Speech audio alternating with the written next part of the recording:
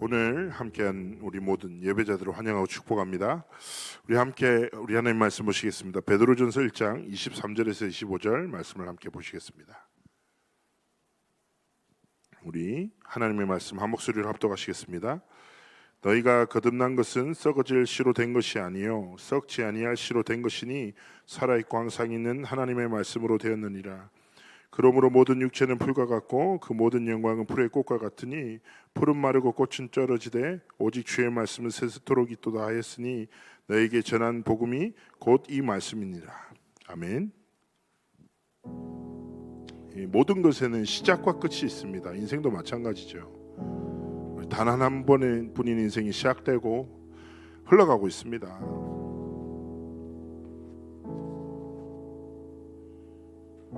좀 어떻게 인생이 잘 흘러가고 계십니까? 마음대로 됩니까? 잘 안 그렇죠? 참 좀 멋있게 살아가면 좋은데 참 마음대로 되지 않습니다. 모든 사람은요 한 번뿐인 인생이 흘러가고 멈출 수는 없고 저마다 가치 기준을 다 가지고 선택하며 살아가요.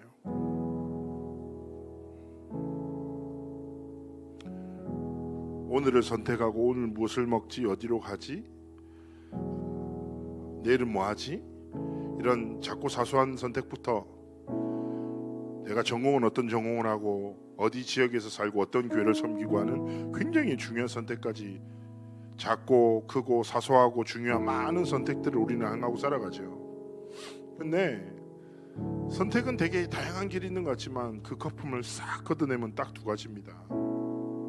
첫 번째는 하나님을 진짜 믿는 믿음의 선택과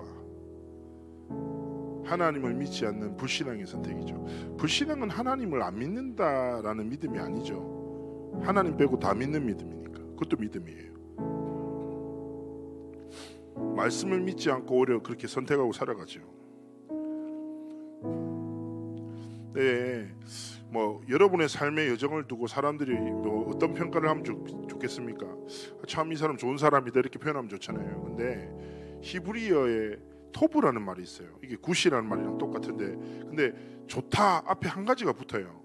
뭐냐면 하나님이 보시기에 좋다라는 뜻이죠.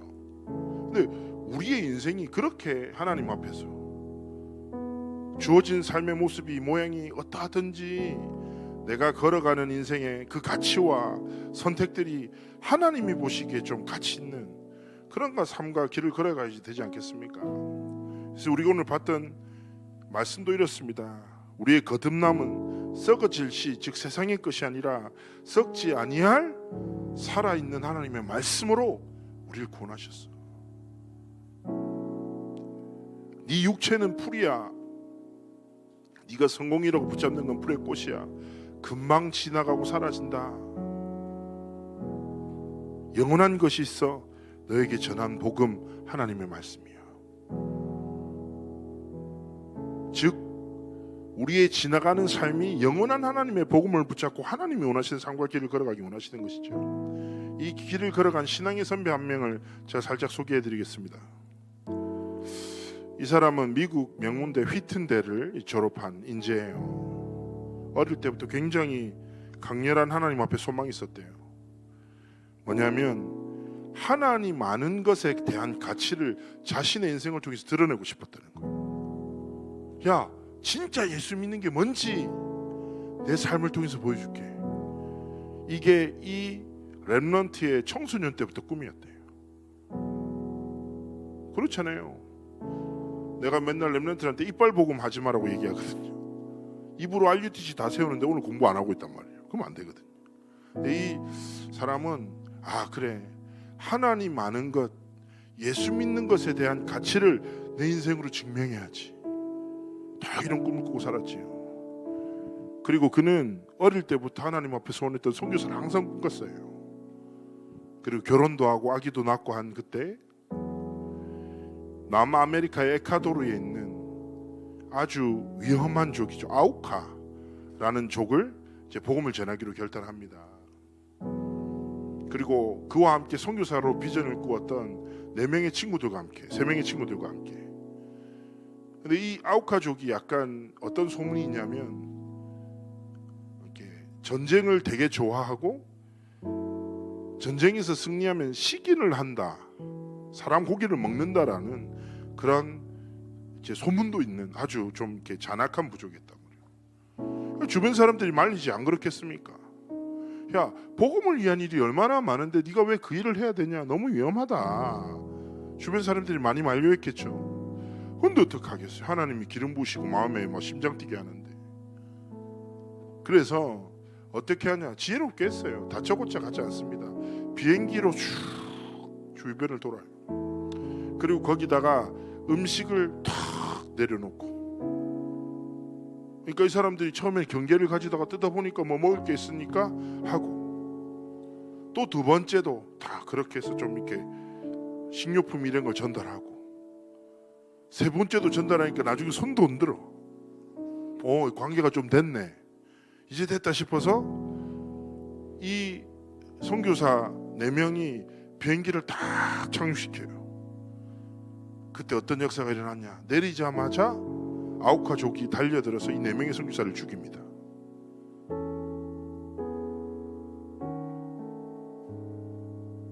권총이 있었는데 사용하지 않아요. 예수님의 예자도 전하지 못하고 그 자리에 미국의 아주 인재이자 하나님을 사랑했던 신실한 4명의 선교사가 한 복음도 복음을 전하지 못하고 죽임을 당해요.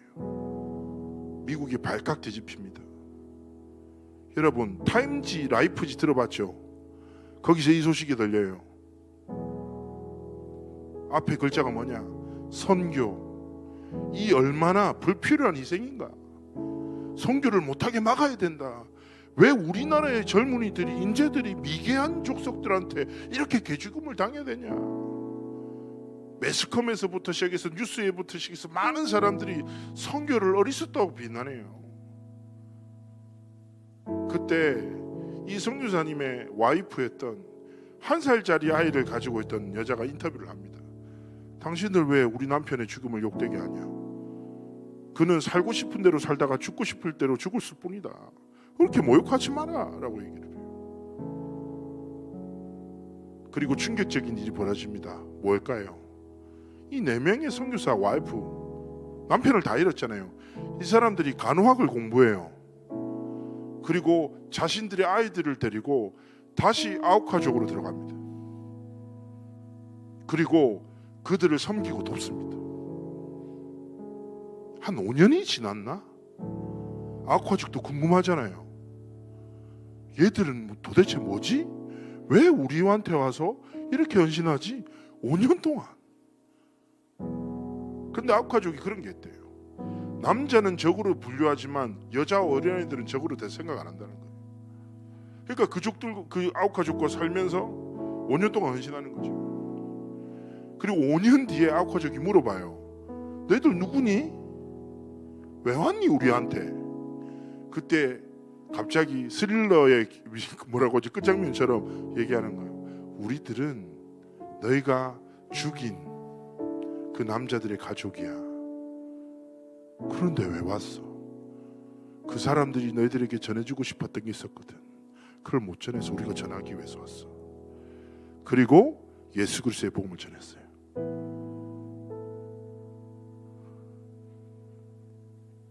어떻게 됐겠습니까? 아우카족이 예수님 앞에 무릎 꿇은 게 정도가 아니라 30년 뒤에 수백 개의 교회가 세워지고 그 선교사를 죽였던 아우카족 중에 목회자가 일어섭니다.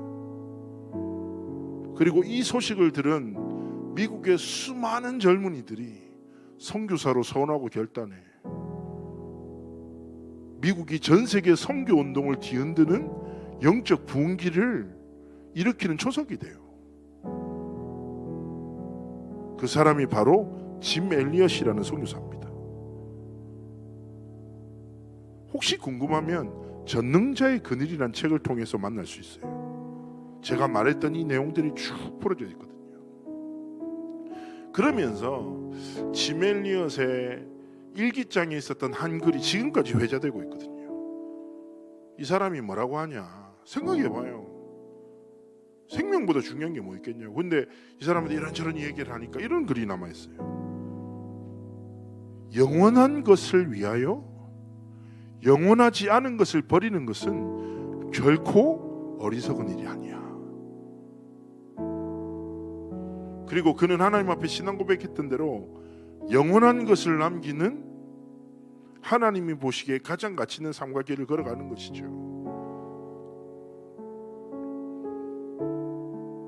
이 말씀을 드린 이유는, 자, 우리 다 같이 남미 에콰도르 혹은 미전도 종족에 가서 죽읍시다 이 말이 아니에요. 아까도 말씀드렸잖아요. 여러분의 삶의 복음의 가치가 뭐냐고요. 하나님 앞에서 조금만 마음으로 결단했으면 좋겠어요. 그냥 교회 다니지 마세요. 예배를 보지 마세요. 예배는 드리는 거예요. 교회는 다니는 곳이 아니라 섬기는 곳입니다.